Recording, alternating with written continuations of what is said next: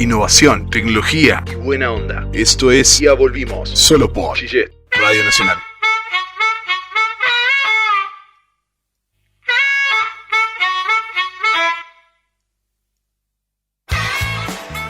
Hola a toda nuestra audiencia, nos acompaña todas las noches por nuestra querida sintonía 98.8 Chillet Radio Nacional.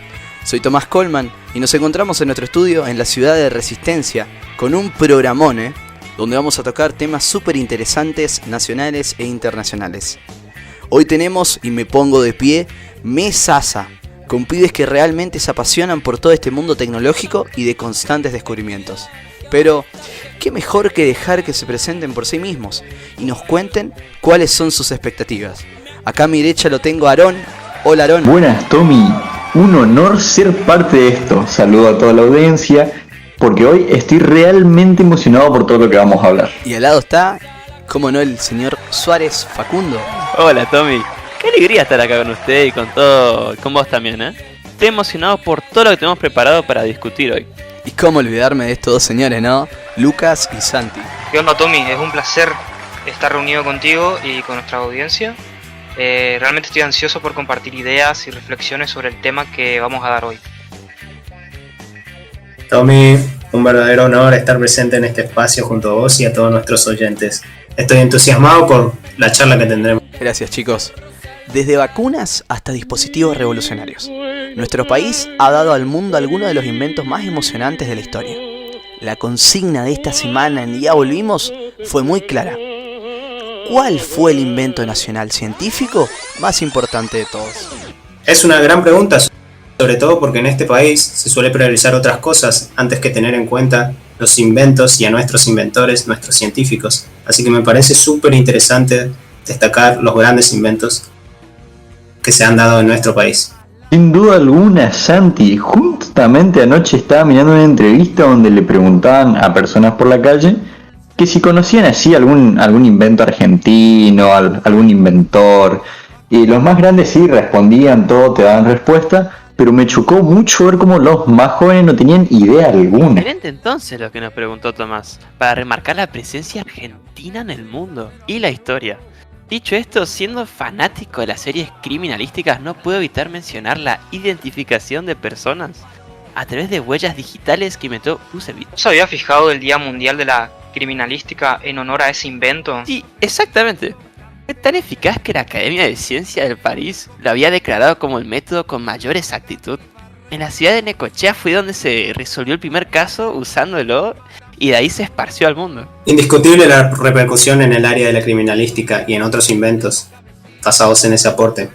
Pero bueno, yo voy a ir con uno de los inventos que me parecen muy importantes, que es el bastón blanco para personas con discapacidad visual, que sirve como apoyo para la orientación y movilidad.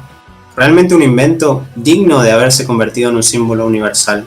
Y yendo de la mano con el invento de Mario Payótico que mencionaste, Santi, tenemos a Mario Dávila, que creó el semáforo para no videntes. ¿Ese es el aparatito que hace un pitido en los cruces peatonales? Exactamente, es un dispositivo con pantalla braille que permite al no vidente reconocer en qué calle está, en qué numeración y hacia dónde debe cruzar. Además, tengo que decir que dependiendo el sonido de la persona puede o no cruzar. Pensar que es argentino el invento, y aún así se encuentran muy pocos, por no decir ninguno acá. Totalmente. Importante lo que dijo Facu, un mensaje para tener en cuenta para incluir más en nuestra ciudad. Ahora, querido Aarón, cerramos esta primera sección con vos. Te pregunto, ¿cuál crees que es el invento más importante? Y es imposible no mencionar un invento que ha salvado incontables vidas. Y hasta encima fue elegido como uno de los 400 mayores inventos de la humanidad por Google. Hablando nada más y nada menos que del bypass coronario del doctor René Favaloro. Totalmente de acuerdo. Yo creo que el verdadero invento no fueron sus logros, sino la persona que había detrás. Porque muchos aportes significativos dio a lo largo de toda su carrera. Para dar contexto a los oyentes, Favaloro fue un médico, un inventor, educador y cardiocirujano argentino que obtuvo reconocimiento a nivel mundial en el campo de la medicina.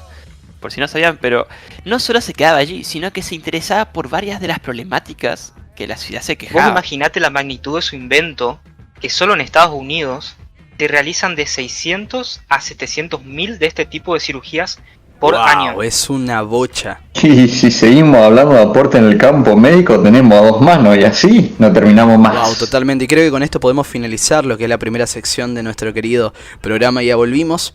Me gustaría comentarles algo que estuve leyendo el otro día en uno de los diarios digitales que decía que el 50% de la población se muestra preocupada y el otro 50% cree en el futuro potencial de estas.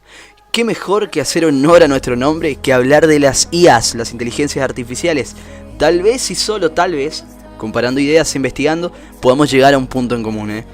Y creo que con esto proyecto el miedo de bastantes oyentes, y me incluyo, de hecho, a la moda, y abro hilo en la mesa. Le pregunto a ustedes que están investigados y contienen toda la información y saben del tema, ¿pueden las IA reemplazarnos en un futuro cercano? Nadie niega que el progreso tecnológico y científico continúa en auge. Es decir, nosotros actualmente no somos la misma sociedad que hace 300, 400 años. Hemos evolucionado claramente, o eso suponemos, pero esa evolución, desde mi punto de vista, no implica necesariamente que las tecnologías nos dominen. Bueno, yo coincido totalmente con lo que dijo Santiago, porque desde sus inicios el ser humano ha buscado evolucionar, si lo ponemos en esa perspectiva. Y en esa evolución nosotros como humanidad hemos enfrentado este problema anteriormente. En el caso de la revolución industrial, que removió múltiples trabajos, pero que también dio a existencia muchos otros, como, no sé, el mantenimiento y manejo de las máquinas, que alguna vez nos reemplazó, o las ideas del ilusionismo que dictan que el ser humano busca la perfección a través de la evolución y el progreso. Y la verdad, en mi opinión, las IA podrían muy probablemente reemplazarnos. Ya, les explico.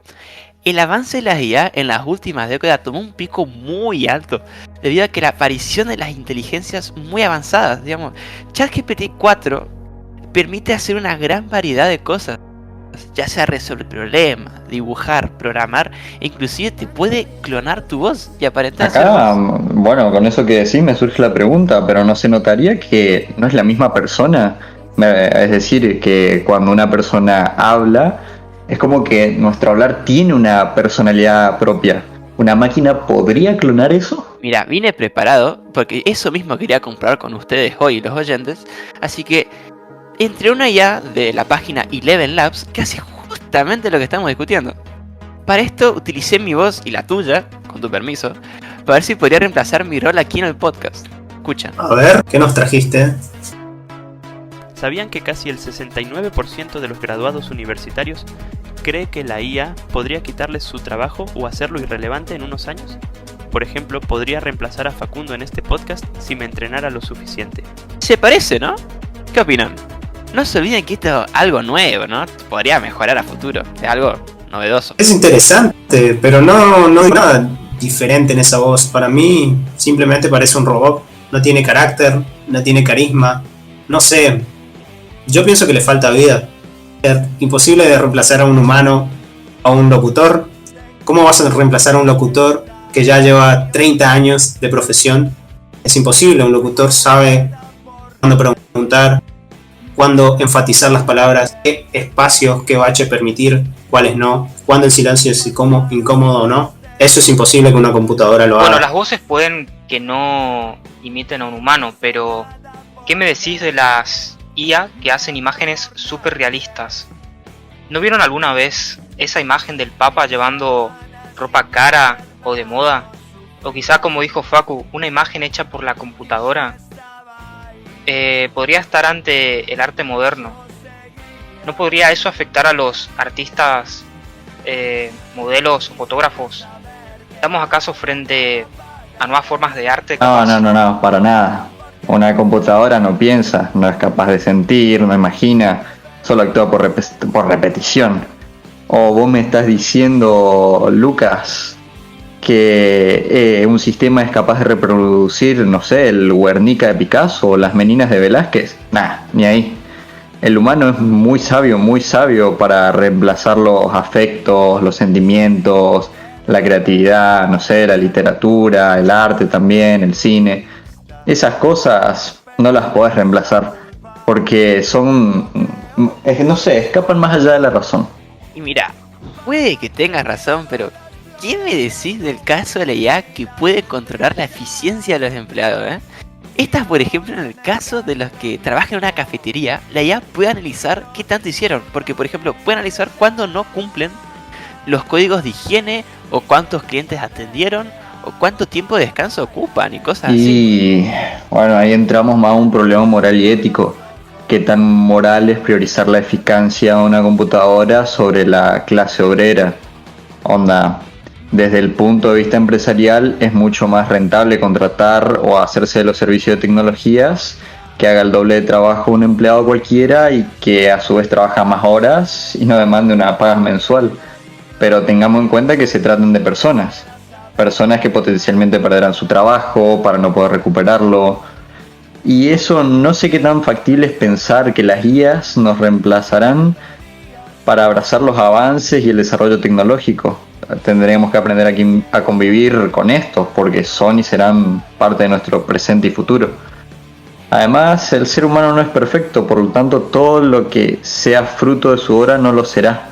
Siempre se necesitará de un humano que sea el encargado de crear, desarrollar, perfeccionar y mantener dichos sistemas. La pregunta es, ¿será siempre esto así? Y mira, al ritmo que progresa la tecnología, podríamos pronosticar que no siempre el ser humano estará para realizar las tareas mecánicas complejas, debido al que el ser humano no cuenta con la misma capacidad de procesamiento de una computadora. Es por eso que no tenemos que tener miedo de perder nuestro trabajo. Vamos a tener que adaptarnos al uso de esta inteligencia artificial y las nuevas tecnologías. Y bueno, y el empleo de las mismas, ¿no? Chicos, yo entiendo sus puntos de vista, sus opiniones, pero para mí el eje central en esta discusión es que el ser humano no debe perder su humanidad. ¿A qué me refiero con esto? Es que las inteligencias artificiales, como bien dice Lucas, vinieron para reemplazar al humano en los trabajos mecánicos, trabajos pesados, trabajos de alta complejidad, que requieren cálculos, que requieren conocimientos que el ser humano quizás no los puede hacer en la misma velocidad que lo hace la computadora o no. Entonces, el humano como tal va más allá de eso. Quizás las tecnologías llegaron para decirnos que necesariamente servimos para otras cosas más ligadas a lo que tiene que ver con el pensamiento, con la creatividad, con la imaginación. Es eso, básicamente, en esencia, lo que diferencia al humano de las computadoras. Es decir, una computadora por sí sola no puede pensar, no puede razonar, pero sí lo puede hacer. La computadora puede llegar a tener juicio sobre algo o no realmente, porque en realidad lo que la computadora va a hacer es analizar, supongamos, una situación en base al tiempo y en base a eso quizás aprender una forma de actuar ante una situación, pero el humano está dotado de juicio y de pensamiento, que es lo que lo hace razonar y pensar y entender, diferenciar el bien y el mal en una situación. Entonces, desde ese punto de vista yo creo que está bien abrazar y comulgar las ideas del progreso tecnológico en ese sentido. Las computadoras pueden reemplazar esos trabajos manuales y mecánicos, pero desde ningún punto de vista reemplazarán al ser humano en lo que respecta al arte, al raciocinio, al pensamiento y a estas demás cuestiones que obviamente van ligadas de la concepción humana y no desde el conocimiento científico. Todo lo lógico y mecánico será reemplazado en un futuro, pero lo irracional no. Eso que se escapa al conocimiento del humano es imposible. ¿Cómo le explicás a una máquina qué se siente al escuchar una composición musical, ¿O qué es la literatura? ¿Qué expresa la cara del ángel caído en la pintura de Cabanel? No se puede, escapa de un código. Muy interesante el debate y linda bomba nos dejó, pero lamentablemente tenemos que ir a una tanda publicitaria. Nos esperamos a la vuelta con mi sección favorita, la sección de Noticias Flash.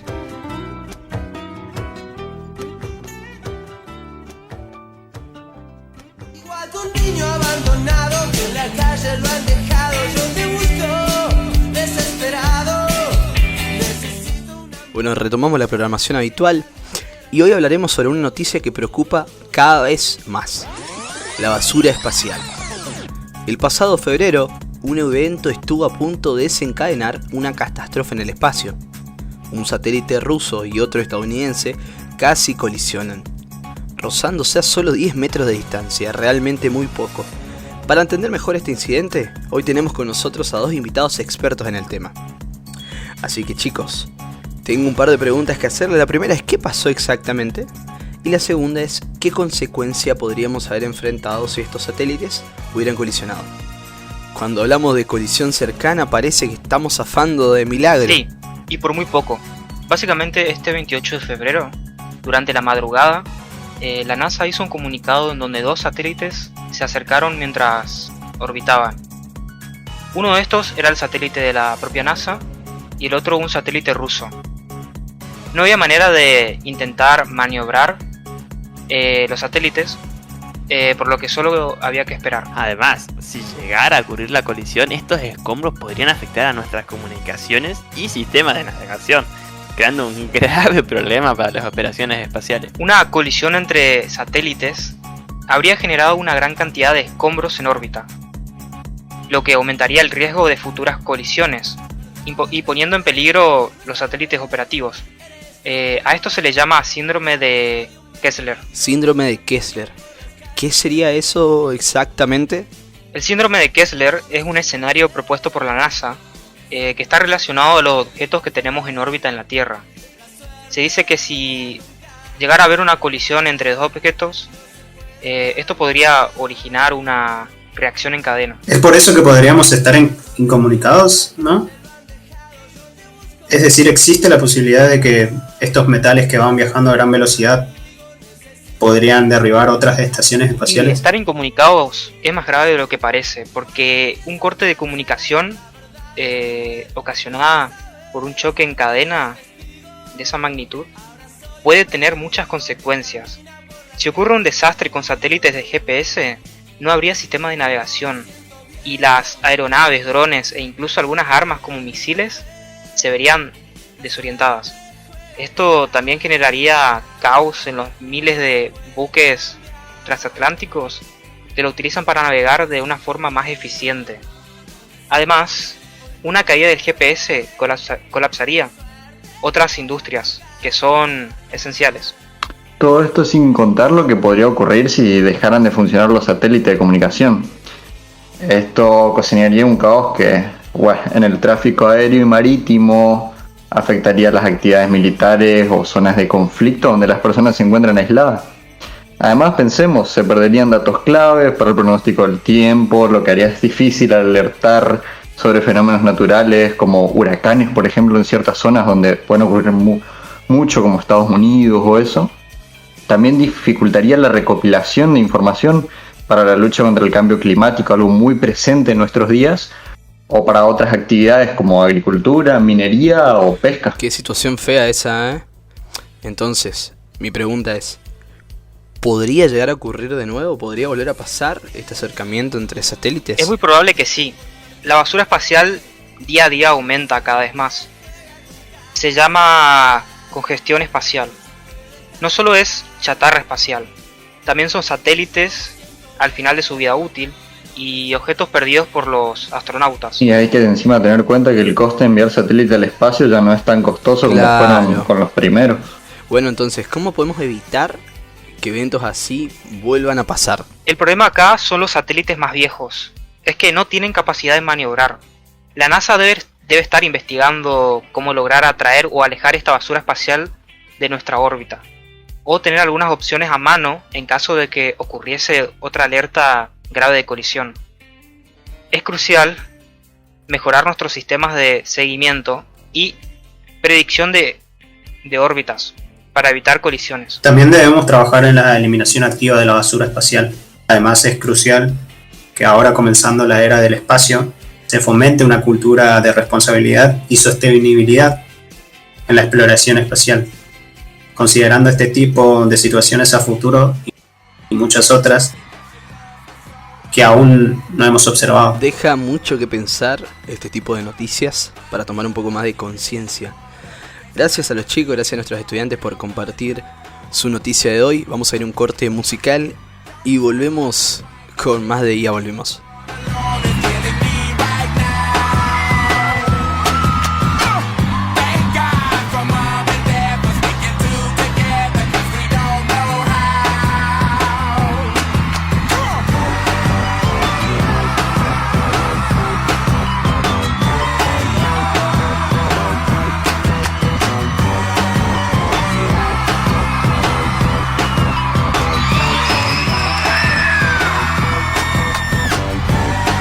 Bueno.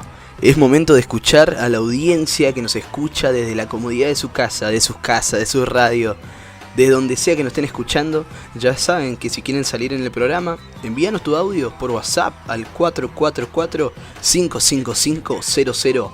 Te vamos a estar escuchando y vamos a estar respondiendo tus dudas. Así que dale play nomás y arrancamos. Hola chicos, soy María. Saludos desde Charata. Los veo siempre. Mi pregunta es, ¿podría una inteligencia artificial reemplazarme en mi trabajo como traductora de libros? También quisiera saber, ¿cuáles son los empleos que se verían afectados por la inteligencia artificial? Bueno, María, con respecto a tu pregunta, que te referís a tu puesto de traductora, te digo que no debes tener miedo. En la actualidad sí he sabido que existen traductores digitales que son capaces de traducir en segundos textos, frases, palabras, pero claramente no son tan buenos como lo puede ser una traductora o un traductor de profesión. ¿A qué me refiero con esto? Es que todos los traductores o traductoras tienen un toque que los diferencia. Es decir, si vos utilizás un traductor de la computadora, de Google, por ejemplo, lo más probable es que a ciertas palabras o modismos de, por ejemplo, el francés, si lo traducís al español, seguramente te lo traduzca como muy literal, y es donde uno, si no tiene conocimientos de ese idioma, no puede llegar a detectar realmente lo que está queriendo decir la otra persona, porque quizás está utilizando modismos o palabras típicas o referidas a una ciudad. Son cosas que simplemente la computadora no puede traducirlas de manera concreta para que la persona lo entienda. Entonces ahí es donde entra justamente tu puesto, tu profesión, tu habilidad, tu toque, que es justamente reformar esa idea y transformarla o traducirla a lo que sería tu idioma, para que las personas lo entiendan lo que quiere decir esa cosa en francés y que diga exactamente lo mismo en español. Entonces, por el momento no deberías temer. Mira, en realidad los empleos, María, no peligran. Pero sí tendremos que acostumbrarnos al uso de las inteligencias para facilitar nuestro trabajo, ¿no? Porque aumentaría la eficiencia. Por ejemplo, los programadores. Si bien la IA puede programar, las mismas son muy susceptibles a cometer errores, por lo que un ingeniero de software o programador tendrá que saber leer el resultado y corregirlo. En la actualidad no presenta una gran amenaza a los empleos, no te preocupes, pero puede que quizá cambie en unos 20 años. Claro, se entiende. Vamos al siguiente audio. Hola chicos, soy Mauricio de Resistencia.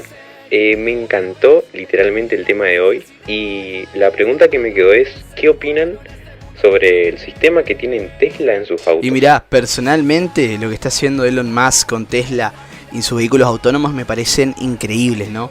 La velocidad de toma de decisiones supera la de un humano, pero no deberíamos poner el 100% de nuestra confianza en estas. ¿Pero por qué?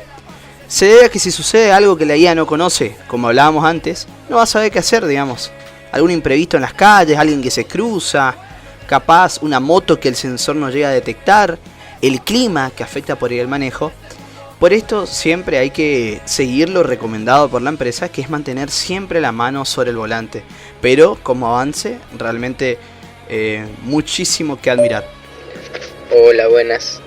Soy Juan. Saludos desde San Martín. Estudio Ingeniería en Sistemas y mi pregunta es si existe algún proyecto destinado para limpiar la basura espacial. Un saludo, Juan.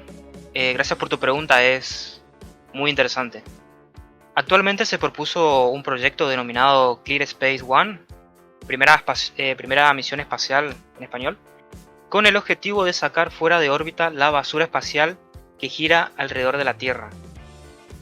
Ten en cuenta que hoy en día tenemos casi 2.000 satélites operativos en el espacio, un montón, y más de 30.000 fuera de servicio.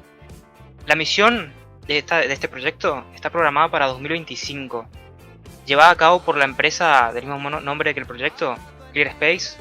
se buscará contribuir activamente a la limpieza del espacio y demostrar la viabilidad de las tecnologías necesarias para la eliminación de la basura espacial. Te recomiendo, Juan, que si querés buscar más información al respecto, indagas en el artículo de National Geographic de España, así que está en español, que comenta más a detalle sobre el proyecto. Buenas, Carlos de Corrientes. ¿Podrían explicarme el origen de la salsa golf? Curiosa la pregunta acá de nuestro vecino el correntino. Buenas noches, Carlos, ¿cómo andás? Y mirá, lo que no todos saben es que la salsa golf viene del ingenio de un ganador de un Nobel, el argentino Luis Leloir.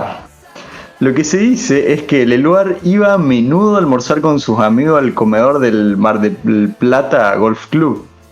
Allí, un día cualquiera en verano de 1925, pidió así ingredientes para elaborar una nueva salsa y agarró, así como nosotros, mayonesa, ketchup, un chorrito de coñac, un poco de tabasco y acompañó sus gambas con esa función. Y en honor al comedor donde lo hizo, conocido como Mar del Plata Golf Club, la catedral del golf, la salsa ideada por Leloir fue bautizada como salsa golf. Una receta más que forma parte de la cultura gastronómica argentina. ¿Qué tal? Saludos a la mesa. Aquí Ernesto de la Leonesa, arquitecto. Mi pregunta es, ¿será que las IA pasan la prueba de Turing? Para los que no sepan que la prueba de Turing es una evaluación de la capacidad de una máquina para exhibir un comportamiento inteligente similar al de un ser humano. Mira, es difícil que no logres darte cuenta cuando la voz es humana o no.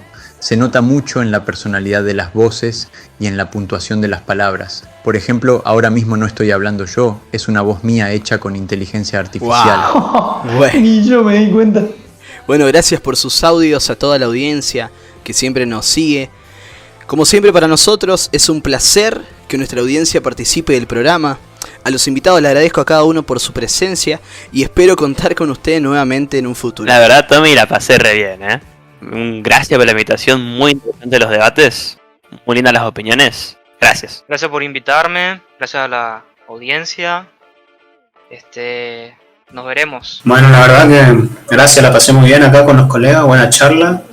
Un saludo a toda la audiencia y gracias Tommy por la invitación, espero volver en otro momento. Un agradecimiento, Tommy, por la invitación a la radio hoy. Hasta luego. Por último, a todos los técnicos y personal detrás del micrófono, que hay un equipo acá bastante grande, que hacen posible este programa, y a vos que te tomaste el tiempo de escuchar y darnos una oportunidad, te doy las gracias. Me despido, yo soy conductor Tomás Colman, esto fue Y ya volvimos, nos vemos el próximo lunes.